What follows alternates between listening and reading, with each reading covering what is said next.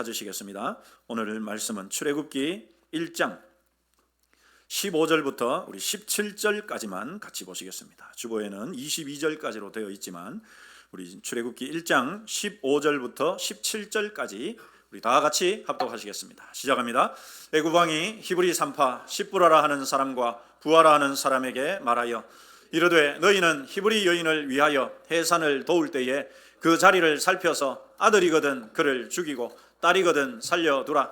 그러나 산파들이 하나님을 두려워하여 애굽 왕의 명령을 어기고 남자 아기들을 살린지라. 아멘. 네, 우리 좌우로 한번 인사하십시다. 봄이 다가오고 있습니다.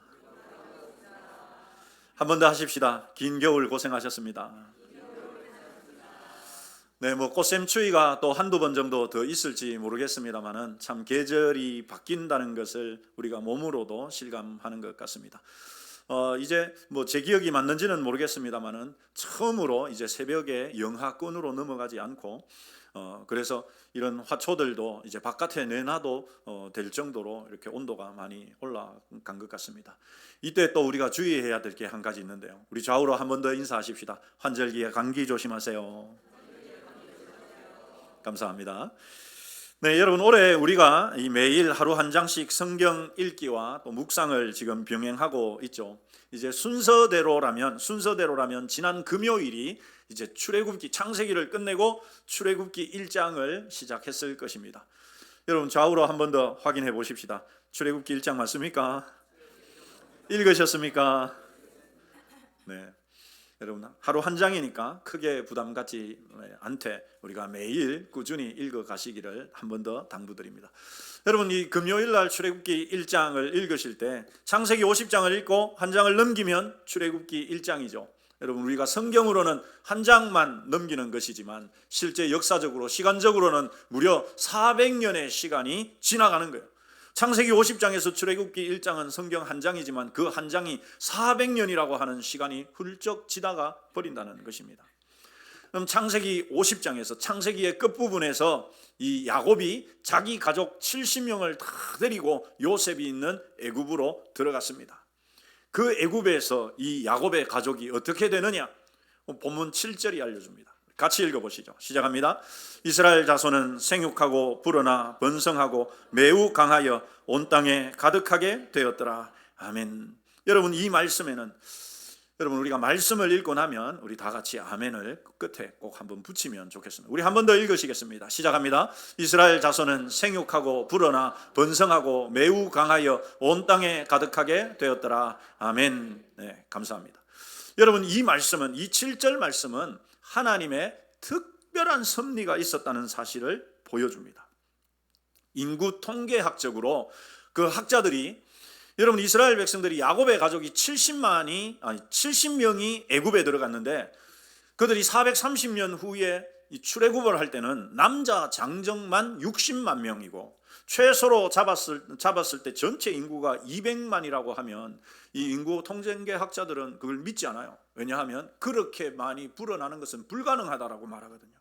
그런데 여러분 이 7절 말씀에는 하나님의 특별한 섭리가 있었다는 것을 보여줍니다. 어떻게 보여주느냐? 여러분 같은 내용이 다른 표현으로 계속 반복됩니다. 이 7절 안에. 그게 뭡니까 여러분? 생육한다라는 말이 무슨 말입니까? 계속해서 생겨났다는 말이에요. 그 다음에 불어난다는 말도 뭡니까? 인구가 계속적으로 불어났다는 말입니다. 번성한다는 말이 무슨 말입니까? 같은 말이에요. 또 계속해서 인구가 번성했다는 말입니다. 매우 강하여 병에 걸려서 잘 죽는 사람도 없었는 것 같아요. 그러니까 여러분 인구가 계속적으로 불어났다는 말입니다. 온 땅에 가득하게 되었더라. 그러니까 같은 표현을 이렇게 강력하게 반복해서 보여주는 이유가 뭐냐? 하나님의 섭리다. 하나님의 특별한 섭리다. 왜냐하면 여러분 하나님은 신실하신 분이기 때문입니다. 한번 따라서 하십시다. 하나님은 신실하시다. 그렇습니다. 우리 하나님은 신실하신 분. 우리 하나님 신실하신 분, 무엇에 신실하냐? 말씀에, 약속에 신실하신 분. 하나님께서 아브라함과 약속하셨지 않습니까? 뭐라고 약속하셨습니까? 내가 내 자손을 하늘의 별같이 바닷가의 모래같이 많게 해주겠다. 그것이 여러분 야곱의 가족이 70명만 애굽에 들어갔는데 그 애굽에서 이런 하나님의 특별한 섭리 안에서 그들이 불어난 거예요. 계속적으로 불어났습니다. 여러분, 그런데 이렇게 인구가 불어나는 것을 좋아하지 않은 사람, 아니 싫어한 사람이 있었습니다. 누구일까요? 애굽 왕 바로입니다. 바로는 사람 이름이 아닙니다. 왕을 뜻하는 말이죠. 애굽 왕은 이것을 싫어했습니다. 그래서 이 바로는 이스라엘에 대한 강력한 인구 억제 정책을 실시합니다. 그것도 세 가지나. 첫 번째, 여러분, 이 바로가 실시한 이 인구 억제 정책이 뭐냐? 애굽 안에 국고성, 나라에서 이 나라의 성을 크게 짓게 합니다. 그런데 그 일을 누구를 시켰느냐? 바로 이 유대인들, 야곱의 후손들을 노예로 잡아서 이제 그들에게 고된 힘든 일들을 시키기 시작한 거예요. 여러분, 왜 이렇게 고된 일을 시키는 것이 인구 억제책이 되겠습니까? 몸이 지치고 힘든 일을 하다 보면 여러분, 정상적인 가정 생활이 힘들어집니다. 그렇게 되다 보면 이 남자들의 체력과 정력이 소진되면서 자연적으로 인구가 줄어들 거라고 생각했던 것이죠. 그런데 이것은 하나님의 전격적인 개입으로 실패합니다. 어떻게 되느냐? 우리 12절 같이 읽어보시죠. 시작합니다. 그러나 학대를 받을수록 더욱 번성하여 퍼져나가니. 여러분, 바로가 애굽의 왕이 유대인들만 콕 집어가지고 저들의 숫자를 줄이기 위해서 그들에게 곧된 노동을 시키기로 했습니다. 그러면 여러분, 그 일이 설렁설렁 이루어지겠습니까? 매우 엄격하고 혹독하게 진행되겠습니까? 매우 엄격하고 혹독하게 진행되거든요.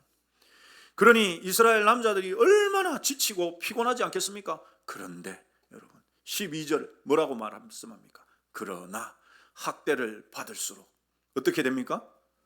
더 번성해요. 더 번성해요.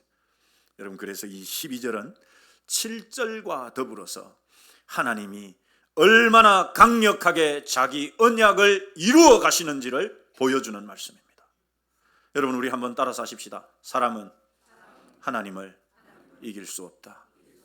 여러분, 바로가 여러분, 당시에 이 바로가 통치하는 애굽이 세계 최고의 강대국이었습니다. 오늘날 미국보다 더 했습니다, 여러분. 그러니 자기 나라가 그렇게 강하니까 트럼프 얼마나 마음대로 하지 않습니까? 그런데 당시는 왕이 통치하는 시대였으니까 바로의 말이 곧 법인 시대였어요. 그뿐만이 아닙니다. 당시의 애굽 왕은 신의 아들입니다. 신으로 여겨지는 시대였습니다. 그런 바로가 강력하게 이스라엘의 인구를 줄이기 위해서 혹독하게 정책을 폈는데도 불구하고 여러분, 제 아무리 사람이 강하더라도 하나님을 이길 수는 없다. 이것이 오늘 본문에서도 잘 보여지는 것입니다. 그런데도 여러분, 바로는 포기하지 않습니다. 여러분, 우리 한 번 더 따라서 하십시다. 나쁜 놈들도 포기하지 않는다. 여러분, 우리 하나님도 포기하지 않으시지만 마귀도 포기하지 않거든요. 바로가 포기하지 않습니다. 첫 번째 계획이 수포로 돌아가니까 두 번째는 그보다도 더 강력하고 무서운 계획을 세웁니다. 그게 뭐냐? 우리가 오늘 읽은 말씀이에요. 당시에 여러분, 오늘날은 아이들을 낳을 때 다 병원에서 낳지 않습니까? 하지만 이때 당시에는 산파들의 역할이 절대적이었습니다. 그러니까 아이를 출산하는 자리에는 산모와 이 산파밖에는 없거든요. 그래서 산파들을 통제하면 이거 가능하겠다. 그래서 여러분, 애굽의 왕이 바로가 직접 그 산파들을 2명을 불러서 명령을 내립니다. 너희들 출산할 때 가서 보고 태어난 아이가 남자아이면은 몰래 죽여보라. 엄명을 내립니다. 여러분, 제가 좀 전에 당시에 이 애굽 왕 바로가 얼마나 막강한 권력을 가진 사람인지 말씀을 드렸죠. 신입니다. 신. 살아있는 신이었어요. 그러면 여러분, 이 히브리 산파들이, 유대인 산파들이, 이 당시에 이 산파라는 직업 자체가 존중받는 직업은 아니거든요. 그런 비천한 신분의 이 산파들이 신을 만나고 와서 그 신으로부터 명령을 받았습니다. 사내아이면 무조건 죽여라 명령을 받았습니다. 그런데 여러분, 바로의 이 무섭고도 엄청난 이 계획이 그 비천한 히브리 두 산파에 의해서 또다시 실패합니다. 그 실패한 이유가 뭐냐? 본문 17절이 알려주죠. 같이 읽겠습니다. 시작합니다. 그러나 산파들이 하나님을 두려워하여 애굽 왕의 명령을 어기고 남자 아기들을 살린지라. 여러분, 여기에 보면 집중해야 할 중요한 표현이 하나가 있죠. 바로 히브리 산파들이 누구를 두려워하여? 하나님을 두려워하여. 여러분, 하나님 눈에 보입니까? 안 보입니까? 안 보입니다. 그런데 지금 실질적인 살아있는 신 바로는 눈에 보입니까? 안 보입니까? 보입니다. 그 바로가 불러가지고, 여러분, 그 앞에 불려나가면 벌써 몸이 덜덜덜덜 떨리게 되어 있어요. 그런 상황에서 바로가 엄명을 내리죠. 죽여라. 그런데 놀라운 것은 이 비천한 히브리 산파들은 바로의 말이 아니라, 바로를 두려워한 것이 아니라 누구를 두려워합니까? 하나님을 두려워합니다. 비천한 신분의 히브리 산파들인 이들 여인들로서는 바로의 명령을 더 두려워하고 그 명령을 따르는 것이 마땅하죠. 하지만 그렇지 않습니다. 이들은 애굽 왕의 명령을 어기고 남자 아기들을 살립니다.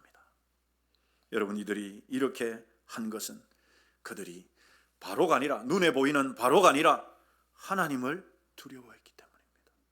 사랑하는 성도 여러분, 우리 하나님 보이지 않는데 여러분, 하나님 두려워하십니까? 우리 자신에게 한번 질문해 보십시다. 나는 하나님을 두려워하는가? 여러분, 여기에 이 하나님을 두려워한다라는 말은 하나님을 무서워한다는 말이 아니죠. 하나님에 대한 공포심을 말하는 것이 아닙니다. 그것은 하나님을 경외하는 것이죠. 그래서 여러분, 21절이 오히려 그것을 잘 설명해 주고 있어요. 그 산파들은 하나님을 경외하였으므로. 이것이 여러분, 죽이라는 이 바로의 명령을 그들이 거역할 수 있었던 이유였습니다. 당시의 모든 권력의 정점이자 모든 것을 누리던 애굽 왕 바로는 사람을 죽이는 사람의 대명사로 본문에 등장합니다. 그러나 반면에 비천한 신분의 두 여인 시브라와 부하는 살리는 사람으로 나옵니다. 죽이는 사람과 살리는 사람. 창세기를 넘겨서 출애굽기가 딱 시작되었는데, 출애굽기에서는 바로 죽이는 사람과 살리는 사람이 강력하게 대조되어서 나타나고 있습니다.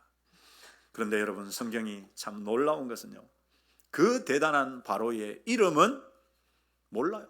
왜? 성경이 기록하지 않았습니다. 그냥 직책만 바로 이렇게 기록해놨죠. 그런데 살리는 사람인 이 두 비천한 히브리 여인들의 이름은 시브라와 부하라고 하나님의 말씀에 영원히 기록되어서 지금까지도 별처럼 빛나고 있습니다. 여러분, 이것이 사람을 살리는 사람이 얻는 영광이요 축복이요 상급입니다. 사랑하는 성도 여러분, 출애굽기를 시작하는 첫 장에서 이렇게 사람을 죽이는 사람과 살리는 사람이 대조되어 등장하는 것은 절대 우연이 아닙니다. 그것은 앞으로 이 출애굽기를 사람을 살리는 자와 사람을 죽이는 자, 죽이는 사람과 살리는 사람을 대조해서 보여주겠다는 것이고, 성경 전체 역시도 죽이는 사람과 살리는 사람에 대한 이야기라는 것을 우리에게 보여주는 것입니다. 죽이는 사람의 대명사, 이 바로 여러분, 두 번이나 실패했는데 포기합니까? 포기하지 않습니까? 포기합니까? 포기하지 않습니까? 한 번 더 따라서 하십시다. 나쁜 놈도 끈질기다. 대단히 끈질깁니다. 바로 포기하지 않습니다. 세 번째, 더 강력한 인구 억제 정책을 펴죠. 그것이 뭐냐? 아예 여러분, 나라의 법으로 정합니다. 모든 유대인들은 남자가 태어나면 그 사내 아이는 어떻게 해라? 나일강에다 어떻게 해라? 던져버려라. 나라의 법으로 세웁니다. 야, 이렇게 해가지고 이거 인구가 안 줄어드니까 첫 번째 방법을 쓰고 두 번째 방법을 써도 계속해서 인구가 더 많이 불어나니까 이대로 안 되겠, 아예 법으로 만듭니다. 유대인들은 누구든지 남자아이가 태어나면 나일강에다 던져버려라. 법으로 만듭니다. 그래서 여러분, 아이를 숨겨서 키우다가 발각되면요, 그 집 전체가 몰살당하도록 엄격하게 이 법을 적용합니다. 그렇게 하지만 여기서 우리는 또다시 살리는 사람을 볼 수가 있죠, 여러분. 바로 모세의 어머니 요게벳입니다.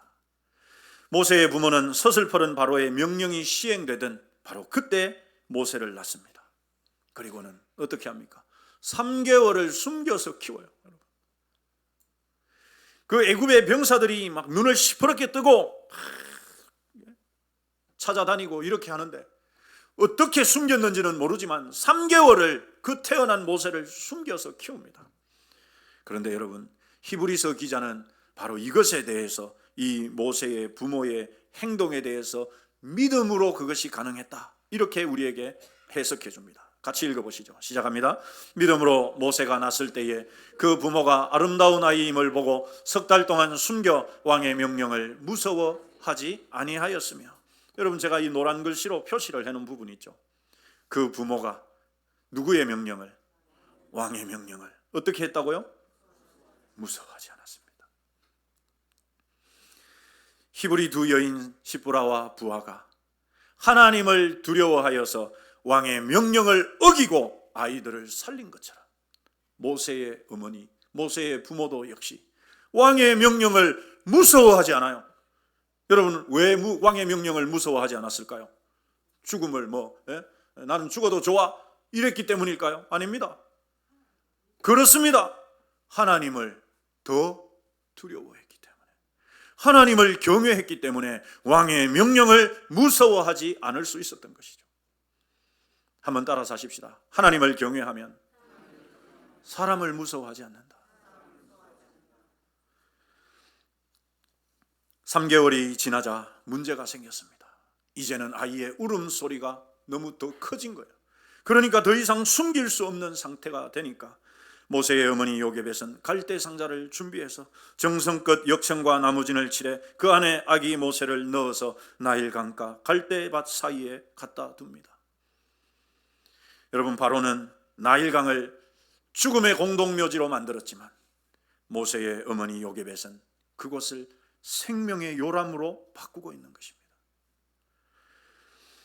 사람을 죽이는 이들이 끈질기고 치밀하듯이 여러분, 사람을 살리는 사람도 마땅히 그래야 한다는 것을 우리가 잘 알 수가 있습니다. 여러분, 영화 쉰들러 리스트를 통해서 사람을 죽이는 히틀러의 나치당에 반해서 당시에도 사람을 살리는 사람들이 있었다는 것을 우리가 알게 되었죠. 여러분, 영화를 보신 분도 있을 것이고 못 보신 분들도 있을 것입니다만은 그 히틀러가 유대인들을 진멸하기 위해서 그렇게 유대인들을 죽이려고 할 때 이 쉰들러가 유대인 리스트를 만들어 가지고 그들을 다 이렇게 구출해내지 않습니까? 이 쉰들러처럼 유명하지는 않지만 여러분, 비슷한 사건이 있었습니다.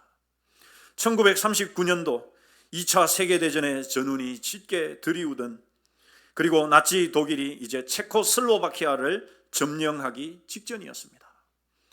영국의 젊은 은행원이었던 니콜라스 윈턴이라고 하는 사람이 친구로부터 전화를 받는데, 야, 이제 이 나치 독일이 체코슬로바키아를 점령하면 그곳에 있는 유대인 아이들 다 죽이려고 한다더라.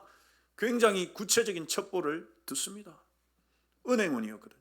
그런데 이 당시에 다른 사람들은, 다른 직원들은 전부 다 여행을 갈 때, 이 휴가를 내서 스위스로 막 스키 여행 가고 이럴 때 이 윈턴은 그 휴가를 가지고 이 체코 프라하로 달려갔습니다. 그리고 아직까지 나치 독일이 점령을 하지 않았으니까 이 유대인 부모들을 일일이 찾아다니면서 설득해요. 그 자녀들 내가 저 영국으로, 내 나라 영국으로 탈출시킬 테니까. 그런데 이 당시에 이 유대인 부모들이 자기 아들을, 자기 자식을 그렇게 선뜻 내줄 사람이 누가 있겠습니까? 그래서 집집마다 찾아다니면서 부모들을 설득하고 또 설득하고 또 설득하고, 그렇게 어린이 수송 작전을 치밀하게 계획했습니다. 살인마 히틀러가 유대인을 멸절시킬 치밀한 죽음의 계획을 짤 때 이 윈턴도 마찬가지로 그들을 살려낼 치밀한 계획을 짰습니다.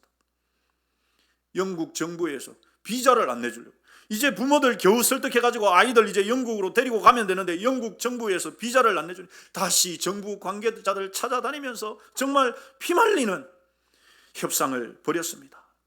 그렇게 끈질기게 노력한 결과 결국 총 8대의 기차에 669명이라는 유대인 아이들을 영국으로 탈출시킬 수 있었다고 합니다.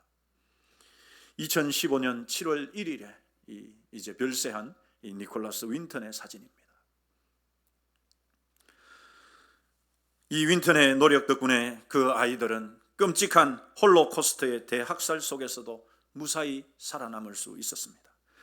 권력의 살해 위협 속에서도 이스라엘의 다음 세대를 고스란히 보존해냈던 산파 시뿌라와 부하의 영성이 수천 년의 시간을 넘어 영국 청년의 삶 속에서 그대로 재현되었던 것입니다. 사랑하는 성도 여러분, 우리는 비단 이 출애굽기 1장에서만 이런 대조가 나오는 것이 아님을 성경 곳곳에서 볼 수 있습니다. 엘리야 선지자 당시에 여러분, 당시 가장 악한 왕이던 아합의 아내 이세벨 역시도 죽이는 사람으로 등장합니다. 이 이세벨은요, 여호와 신앙을 이스라엘에서 아예 그냥 씨를 말려버리려고, 그래서 하나님의 선지자들을 제일 먼저 죽였습니다. 그렇게 하나님의 선지자들이 죽어나가는 그때 당시에 그 하나님의 선지자들 100명을, 한두 명도 아니고 100명을 숨겨서 살려주는 사람이 나오죠. 같이 읽어보십시다. 시작합니다. 이세벨이 여호와의 선지자들을 멸할 때에 오바댜가 선지자 100명을 가지고 50명씩 굴에 숨기고 떡과 물을 먹였더라. 이세벨이 서슬퍼런 권력을 손에 틀어쥐고 바알 신앙으로 북이스라엘 전체를 뒤집어 놓으려고 하나님의 선지자들을 다 죽일 때 이 오바댜는 그 중에서 하나님의 선지자들을 100명이나 빼내서 굴 속에 50명씩 숨겨놓고 그들에게 떡과 물로 그들을 살려냈습니다. 이런 예는 또 있습니다. 아합과 이세벨의 딸, 여러분, 아합과 이세벨의 딸, 이 아합도 악하고 이세벨도 악한데 그 사이에서 태어난 이 딸이니 얼마나 독하겠습니까? 그 아달랴가 남유다로 시집을 와서 저거 어머니가 했던 것과 똑같은 짓을 남유다에 하려고 합니다. 남편이 죽고 아들이 죽자마자 다윗의 후손들을 싸그리 죽여버리고 지가 왕자리에 오릅니다. 그런데 여러분, 그렇게 다윗의 후손, 이 왕의 후손들이 다 죽어나갈 때 그 아달랴의 이 처절한 살인 속에서 왕의 후손은 한 명을 기막히게 빼내서 살리는 사람이 나옵니다. 한 번 더 읽어보시죠. 시작합니다. 요람 왕의 딸 아하시아의 누이 여호세바가 아하시아의 아들 요아스를 왕자들이 죽임을 당하는 중에 어떻게 해서 빼내어서 아달랴를 피하여 어떻게 합니까? 죽임을 당하지 않게 합니다. 이 여호세바가 없었으면 여러분, 다윗의 왕위가 끊어질 위기였습니다. 그런데 그 요아스를 극적으로 빼냈기 때문에 이 요아스가 다시 왕이 되어서 다윗 왕가가 이어질 수 있었고 메시아의 계보가 이어질 수 있었던 것입니다. 여러분, 이것은 신약으로도 이어집니다. 예수님이 탄생하셨을 때 죽이는 바로의 영성은 당시 왕인 헤롯에게로 고스란히 이어지죠. 그래서 헤롯은 자기 왕권은 유지를 위해서 베들레헴 인근의 2살 아래의 아이들을 모조리 죽이는 살인극을 저지릅니다. 그때 헤롯의 죽음의 그림자가 덮쳐올 때 요셉은 아내와 아기 예수님을 데리고 애굽으로 피하여서 살리는 사람의 계보를 이어갑니다. 이렇게 성경에 등장하는 산파들과 요게벳, 그리고 성경의 모든 살리는 자들의 예표와 모델은 결국 단 한 분, 우리의 구원자이신 예수님에게서 완전히 완성이 되죠. 여러분, 실제로 예수님은 이 땅에 계시는 동안에 나인성 죽은 과부의 아들도 살려내기도 했고, 죽은 나사로도 살리기도 했고, 야이로의 12살 된 죽은 딸도 실제로 살리기도 하셨습니다. 그러나 그것보다도 예수님은 죄로 인해 영원히 사망 선고를 받아 이미 우리가 영적으로 완전히 죽어버리고 지옥으로 향하던 우리를 살리시기 위해 창조주이신 당신의 생명을 십자가에 아낌없이 드러내셨죠. 예수님의 그 희생으로 우리가 살아난 것입니다. 믿으십니까? 그렇습니다. 사랑하는 성도 여러분, 우리 예수님이야말로 살리는 사람의 원형입니다. 여러분, 우리가 살아가는 이 시대에도 죽이는 사람이 있고 살리는 사람이 있습니다. 죽이는 사람이라고 해서 꼭 여러분 총칼로 사람을 죽이는 사람만을 의미하는 것은 아닙니다. 여러분, 총과 칼로 아니고 또 뭐로 또 사람을 죽일 수 있을까요? 어떻게 그렇게 잘하십니까? 한번 따라서 하십시다. 말로도 사람을 죽일 수 있다. 사랑하는 성도 여러분, 저와 여러분이 정말 예수님을 통해서 새로운 생명을 얻었다면 우리는 당연히 예수님을 본받아서 살리는 사람이 되어야 할 줄 믿습니다. 그렇다면 여러분, 우리의 입에서 죽이는 말이 나가야 될까요? 살리는 말이 나가야 될까요? 할렐루야! 살리는 말이 여러분 어떤 말입니까? 한번 따라서 하십시다. 긍정적인 말, 칭찬하는 말, 덕을 세우는 말, 은혜로운 말, 이것이 여러분 사람을 살립니다. 칭찬은 고래도 춤추게 한다고 하지 않습니까? 힘이 빠져갖고 쭉 쳐져 있던 고래가 여러분 칭찬 소리를 듣고 춤을 춘다고 하면은 우리가 옆 사람도 춤추게 할 수 있지 않겠습니까? 우리 좌우로 한번 알려주십시다. 칭찬 엽서 많이 좀 씁시다. 귀찮아도 합시다. 우리가 이 세상에서 진정 살리는 사람이 되기 위해서는 먼저 여러분 해야 할 것이 있죠. 첫 번째, 우리가 먼저 예수님의 보혈로 살림을 받은 자가 되어야 됩니다. 여러분, 왜 그러냐? 죽은 사람이 사람을 살릴 수 있습니까? 없습니까? 없어요. 우리가 죄로 인해서 여러분 예수님하고 안 믿으면 다 죽어 있는데 죽어 있는 사람이 사람을 어떻게 살리겠습니까? 그러니 우리가 먼저 살아난 사람, 생명을 가진 사람, 살아있는 사람이 되어야 됩니다. 그러기 위해서는 반드시 예수님을 나의 구원자로 믿어야 되죠. 두 번째, 우리가 살리는 사람이 되기 위해서 해야 할 일, 우리 한번 따라서 하십시다. 신앙의 다음 세대를 세우는 사람이 되어야 된다.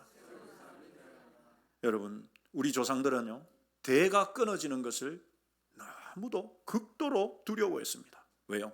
대가 끊어진다는 것은 죽는 것과 다르지 않기 때문에. 그래서 여러분, 가정과 교회의 다음 세대를 세우는 일에 우리가 정말 이제는 정말 위기의식을 느끼고 우리가 집중해야 될 때입니다. 온 성도들이 기도할 때마다, 여러분 식사 기도할 때라도 오늘 하나님 일용할 양식 주셔서 감사합니다, 이 기도 안 하셔도 괜찮습니다. 하나님, 우리 가정과 교회의 다음 세대를 세워주옵소서, 예수님 이름으로 기도합니다, 아멘 하고 드시기 바랍니다. 그럴 정도로 여러분 이거 중요한 문제가 되었습니다. 시브라와 부하가 왜 여러분 살리는 사람이 되었느냐? 단순히 아이들의 생명을 살린 것도 살린 것이지만 그들은 이스라엘의 다음 세대를 살려냈기 때문입니다. 여러분, 저와 여러분이 이것이 중요해요. 그래서 주변에 아이들 있으면 저 아이들 어떻게 우리 교회로 데리고 갈까? 마지막 세 번째, 우리 한 번 더 따라서 하십시다. 복음을 전하는 사람이 되어야 한다. 그렇습니다. 우리가 죽어가는 사람 살려주는 것도 살리는 것이지만 그보다 더 중요한 것이 뭡니까, 여러분? 죽은 영혼들을 살리는 것 아니겠습니까? 여러분, 우리 주변에 아직 예수님을 믿어야 할 사람 있지 않습니까? 마치 엄마가 뱃속에 10달 동안 아이를 품듯이 여러분, 우리 태신자를 품으십시다. 내가 예수님을 전해야 될 사람들을 적어가지고 내가 10달 동안 임신했다 생각하고 내가 10달 동안 이 사람 위해서 기도하리라. 여러분, 해보십시다. 그런데도 전도가 안 되는가? 해보십시다. 예수님을, 생명의 근원이 되신 예수님을 전하여서 영원한 생명을 얻게 하는 일이야말로 가장 중요한 살리는 사람의 일입니다.